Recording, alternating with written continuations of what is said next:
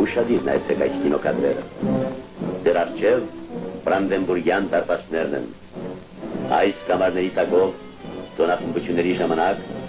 այստես հանդիսավորությամբ անցել են կայսերական եւ ապա հիտլերյան բանակի անթերի վարժեցված զորքերը։ Իսկ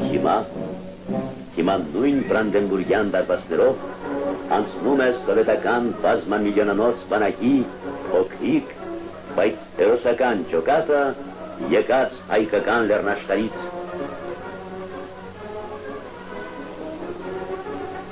Ոմանք էլ դուրս են գալիս շակից, որ այստեղի պատին գրեն անուններն իրենց։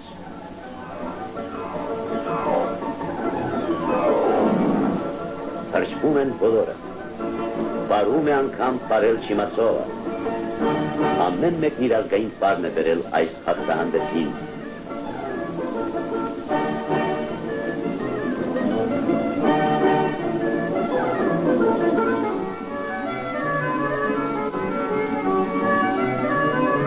Բարում են և հաղթանակած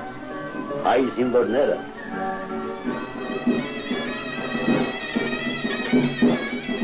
Բարում էին այնպես ուժգին, այնպես թափով շռնդալից, որ թվում էր ոտքով էլ են հաղթանակի սալյուտ տալիս։ Դոփում էին գետինն այնպես, որ ասես ձայնը ոտքերի, ուզում էին գնար հասներ լեռնաշխարհը Հայաստանի։ Այսպես բարում էին հայերն, հաղթանակած մտած Բերլին,